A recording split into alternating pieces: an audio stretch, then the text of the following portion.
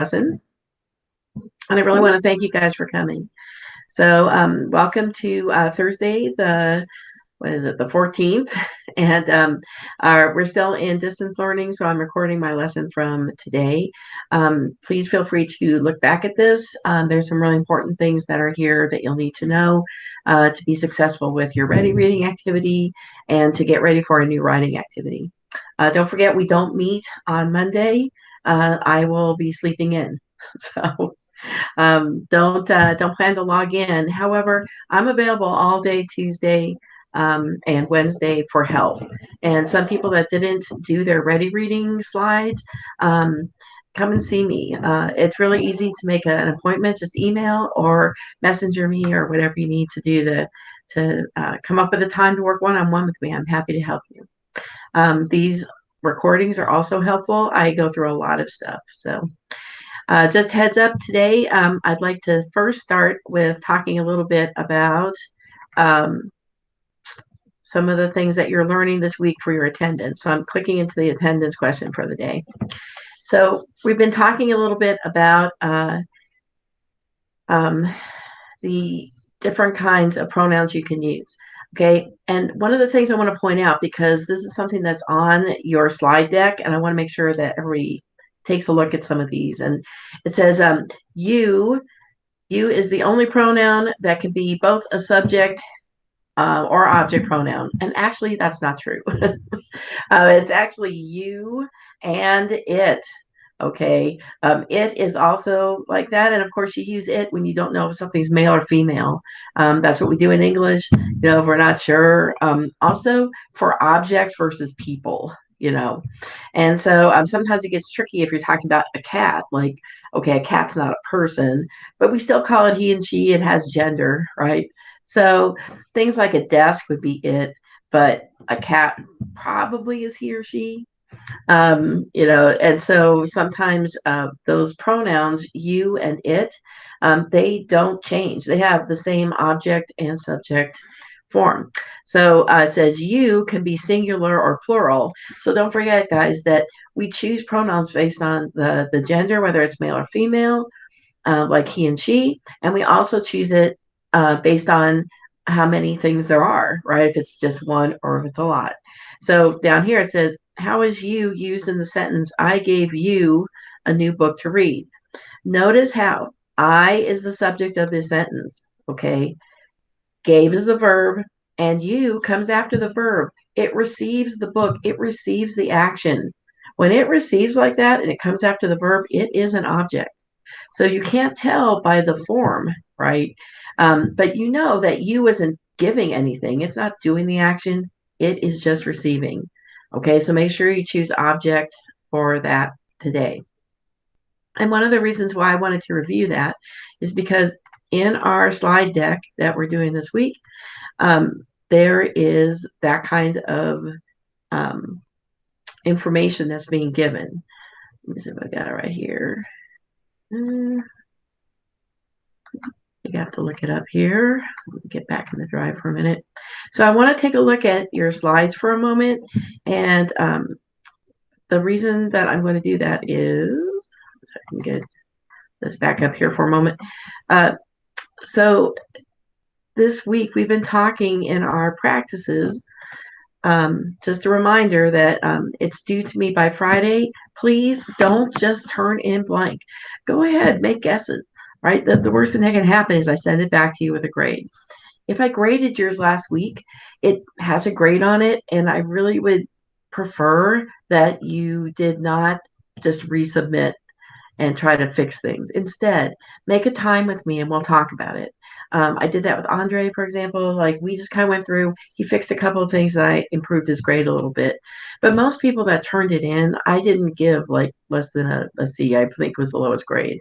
But there's a bunch of people with 0, and that 0 will remain. If I don't get last week's, by the time we meet again next Thursday, if you haven't turned in the first or second week's slides, I'm giving you an extra week next week, an extra few days to work. All right. If I don't see those made up by next Friday, I'm not changing it. They'll stay at 0 for the rest of the quarter. So please make sure if you didn't do the first two slide decks, you have all next week until next Friday to finish it up. I'll post this in the stream. So getting back to this week's lesson, hey, a reminder that you can find the information for this is the part that you have to fill in on slide 3. You can find this. It's in, most of it is in this chart. So if you have the subject I, you know it's subjective, and you know that it's in first person. Okay, so those things should be pretty easy to figure out, but a couple of them are tricky. Okay, let me show you a good example. The ones that use it. Yes. So if you see on this, I'm going to make it a little bit bigger. 1 minute. Get it back up to that 200. You can see on this one, on number 6, it is the coolest game ever, right? And notice how you can't tell by looking at the format if it's the subject or the objective. And the reason why is because if you look at the chart, it is both subjective and objective. It's in both areas here. So you really can't tell, right? Like which is which. All right. So, oops, I didn't mean to move it there. All right. And so, so when you can't tell, you have to tell by how it's being used in the sentence. For example, on number 6, it is the coolest game ever. You have to find what's the subject and what's the verb, right? So it comes before the verb. Is the verb, right? It's a to be verb. It's a descriptive verb, right? It is the coolest game ever. In that case, it comes before the verb. It's doing the action, right? Not receiving the action. All right. Then you would call it subjective. And as a subjective one, you can see on the chart that it is in the third person. So you would say subjective and first person. Just click up here, click your little scribble, circle subjective, and do it again for third person. Okay, so watch out. Sometimes it's not easy to tell with you and with, oh, I did it on the wrong one. Sorry there. Sorry about that. It's still subjective third person, by the way. That is the right answer for number 2. But so you can take a look and see on like number 6 here. Was the one I was doing. Sorry. When I left, it went back to the top. So see me if you've got problems with that. Make your best guess. If you are having problems, you can come and see me. Any questions from folks who are here today? Okay. All right. So don't forget to watch the videos and look at the slides. Those are also good ways to get that figured out.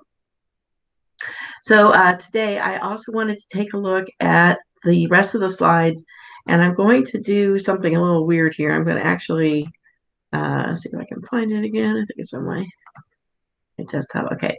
So I wanted to talk a little bit about some of the topics that are on this week's Ready Reading. If you go back, and I'm actually using the teacher's guide that has the answers on it, because it's easier than me trying to type in, and then I'm just so worried I'm going to mess up the template. So instead, I'm just going to show you a couple of things from the answer key. Once again, this Ready Reading, some of the ways that they do things, if I was in class with you, I would take more time to to really share with you what it is that they're trying to talk about. So I just wanted to go back and show you a few things. You can use this to do it, to stop the video and fill them in if you need to. And we were talking the other day on Monday about being able to, let's see if I can get this a little bit bigger, about analyzing word meanings that are in something that you're reading. And that they talked about 3 main things that you can see. And this, by the way, is in expository writing. Expository writing is when you're going to explain something. So you can see that on our first page of our slides on the Ready Reading, they're basically talking about the 3 different kinds of word use you're going to see in what authors are writing. And by the way, people choose these words on purpose. It's not just an accident. They're using it for certain reasons. And you can see, like, if they're going to tell you a new vocabulary word, right? Um, they are going to use technical meaning words. You can see the example that they had down here, right? Underline the words that are technical, figurative, or connotative. And you can see they have on the female wasp ovipositor, right? That is the word they want you to learn, a new word. And once again, you can use the connotative meaning, but also if you know anything about word parts, you know that ovi means egg. It's kind of it's a very prominent and important Greek root.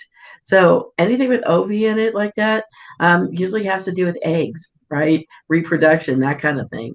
And the ovipositor, a positor, if you deposit something, post means to put it somewhere. This is the apparatus on the wasp that helps it to put eggs somewhere. Isn't that interesting? And then they define it right after it. The egg laying organ, there it is found in the abdomen, right? There it is. It also functions as a stinger to paralyze and kill prey. All right, so this is definitely technical meaning. They're going to define something for you. And when you write your own expository essay, you're going to have to define some things for the people that are reading so they know what you're talking about. The other thing is there are connotative meanings. Connotative meanings have to do with using certain words to create an emotion, a feeling, more than just the idea itself. Like they're kind of usually positive or negative.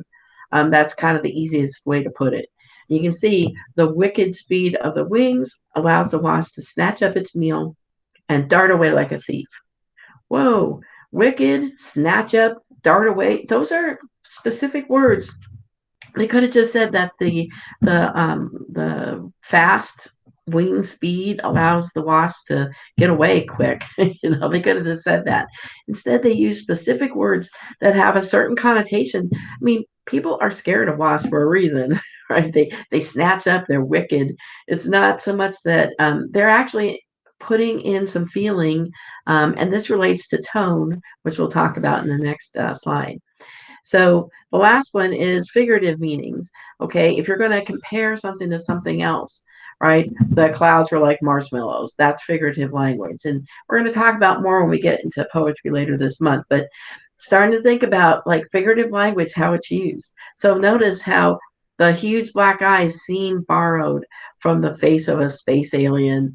Oh wow, that's figurative language. It's not literally a space alien, right? It just reminds us of that. So when you do this comparative thing, when you use metaphors, similes to describe something, when you make these kind of comparisons, that's figurative language. Okay, it's a little hard to tell the difference between connotative and figurative.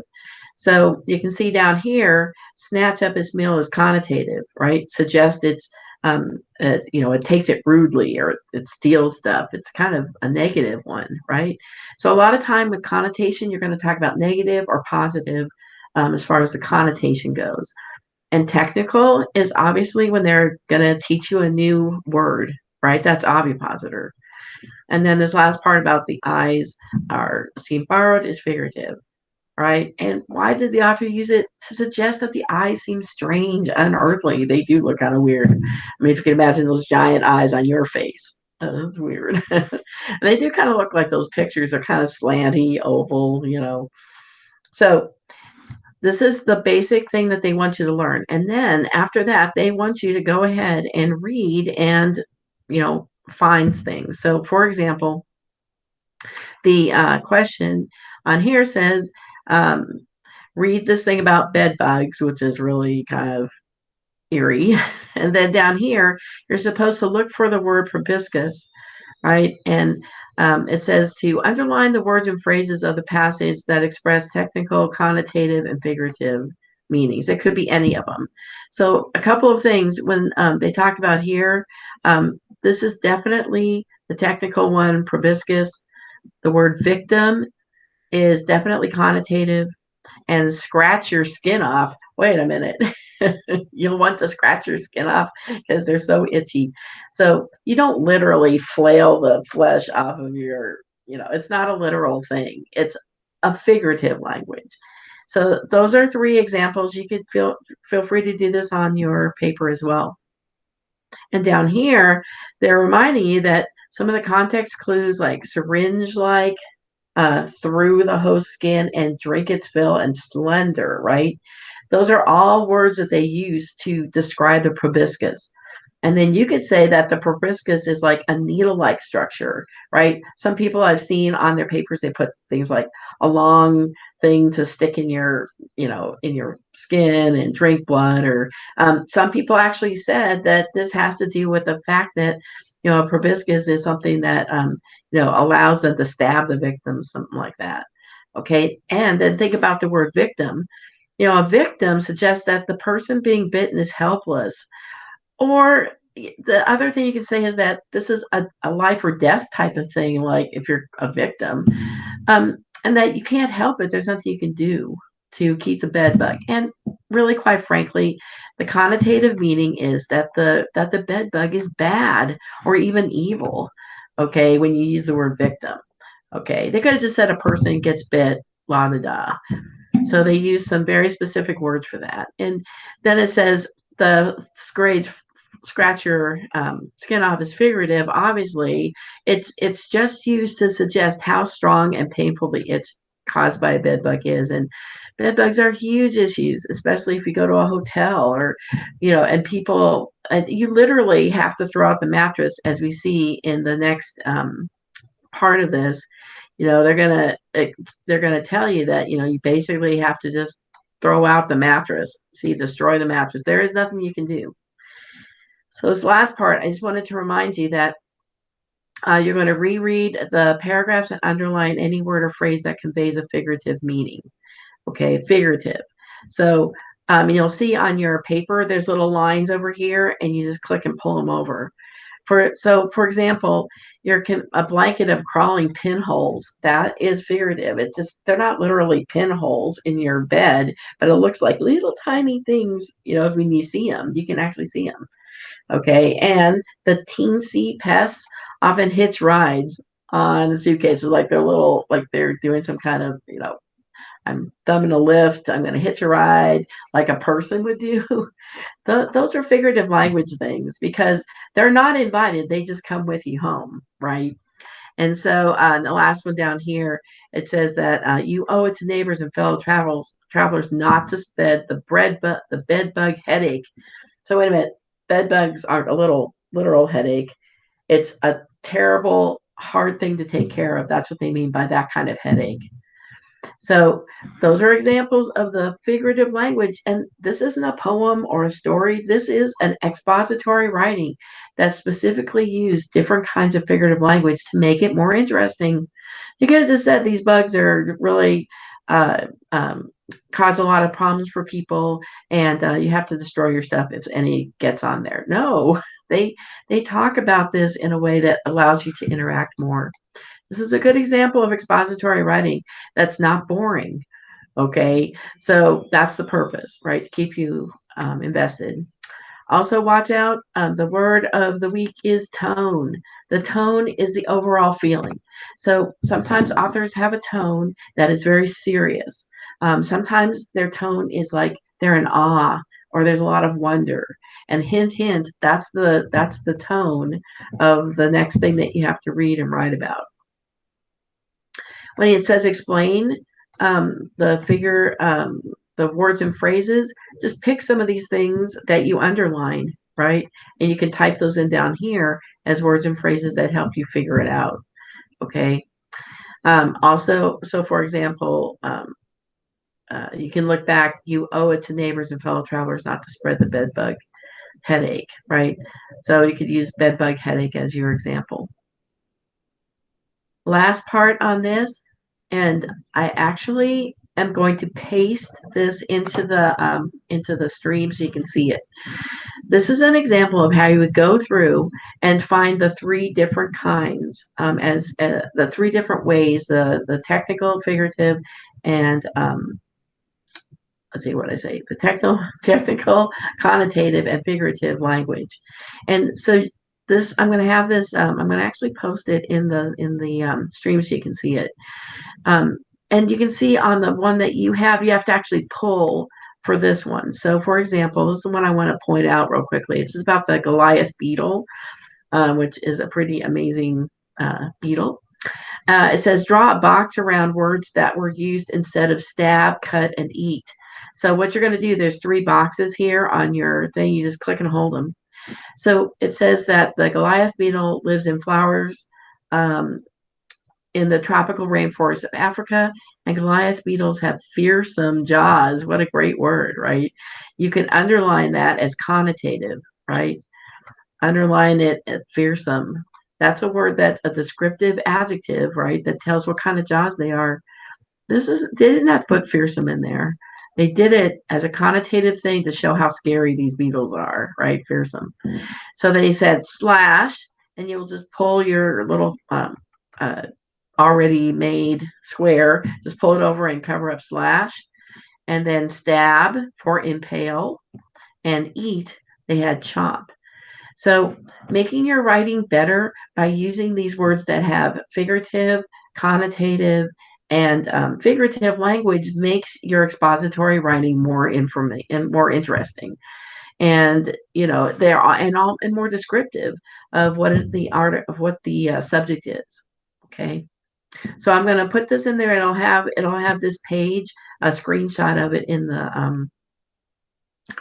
the stream, so you can see it.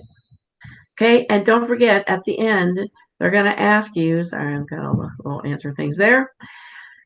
Let's see.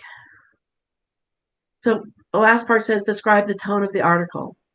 Tone of the article is what are words that can use to describe how the author feels about this Goliath beetle, okay?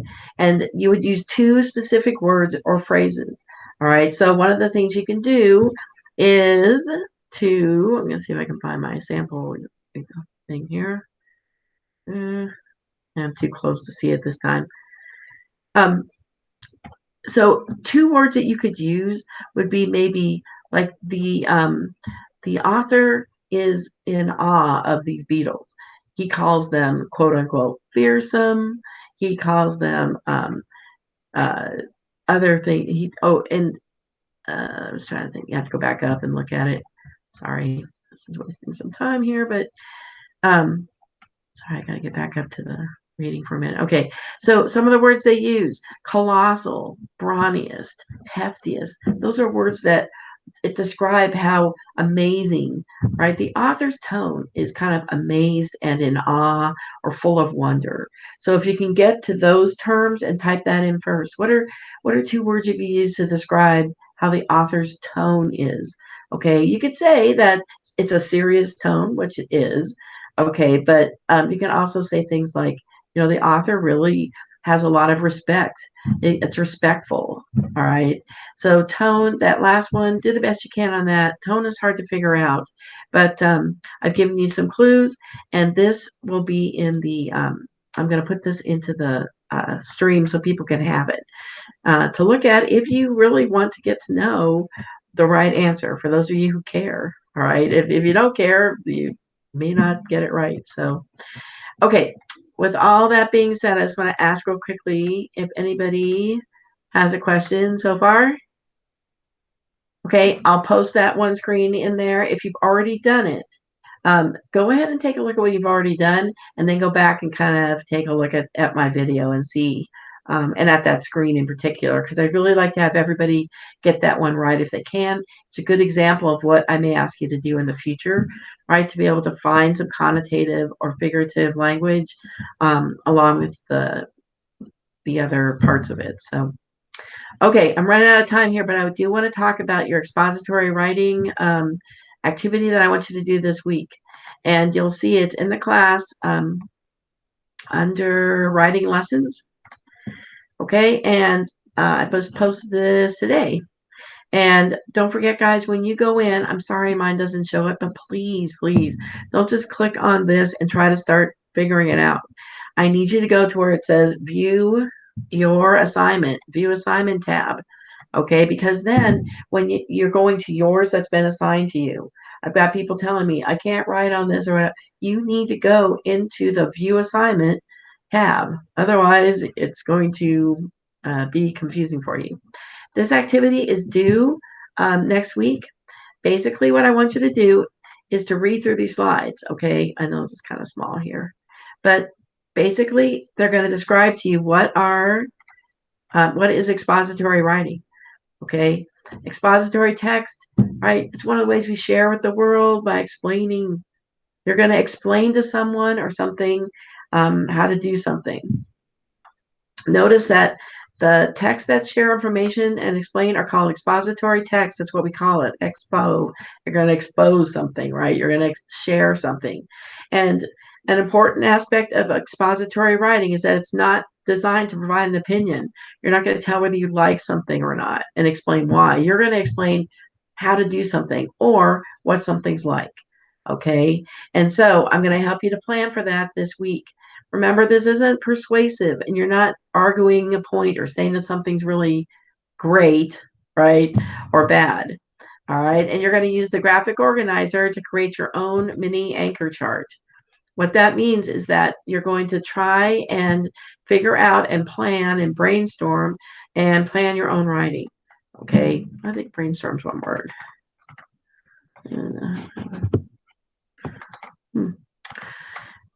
Just ran out of, maybe if I just put it on the next line, there you go. That'll be better. Okay. Brainstorm is one word. There we go, one more time. And plan your own expository writing. That's what you're doing. You're going to click on the yellow squares and plan your topic. Don't forget to narrow your topic by circling or changing the color of the last slides over here. So what I'm going to ask you to do is just to brainstorm. You're going to click in here, double click, and then you type in what do you have expert knowledge about. You know what? I like to play the piano, playing piano. Or maybe do an instrument, or like soccer, or what's something that you do? Maybe you cook, right? You're a good cook. So brainstorm. It can be a list of things. You're not on this part is just to get your brain going. And what do you have expert experience in? Well, your kids. How much experts can you could be pretty expert at something? Maybe there's something you like to do, knitting. I don't know. And what are your favorite things that you enjoy? Okay, so it could be that you're just going to write about your favorite thing, your favorite video game. Okay, things like that. And hobbies. Do you have things that you like to do for fun? Some of these may be repeating what you already put. It's okay. All right. And what would you like to learn more about? Maybe there's something that you have an interest in, but be careful. This is not a research paper. Like I don't expect you to go out there and find research topics like we did on our first writing. This is more kind of describing what you know about something.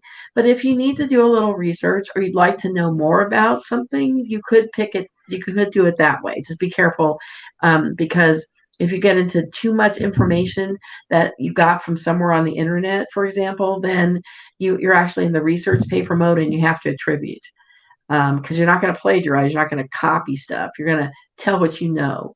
Okay, and down here, don't be upset that there's a whole bunch of questions here, but what I want you to do is to do at least 5 to 10. There's a whole bunch of them here.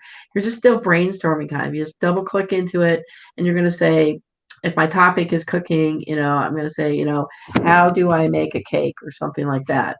And you can use some of these question starters like would, right? Would kids be able to become a fireman or, and once again, this is where you just put out ideas and use the question words to help you. At the end, I want you to kind of narrow your topic down to 3. What are 3 things you're going to talk about? Okay, I'm going to talk about why you do something. I'm going to talk about how you do it. I'm going to talk about when. And if you want to show me that you narrowed your topic down, all you have to do is click on this little thing and change the color from yellow to gray or something. That's how I know that of all the things you type down here, that 3 of them you change the colors on. You can also use the scribble and do it, but watch out because this is a text box and it can be a pain if your text box, when you're circling, it moves because I couldn't make it background. So that is how you can do it. And don't stress this too much. Just fill it out with whatever ideas you have and see if you can come up with a topic. Go ahead and submit it to me. You have a week, right? So you don't even have to start this until next week if you don't want to, on those days that we don't meet on Tuesday and Wednesday.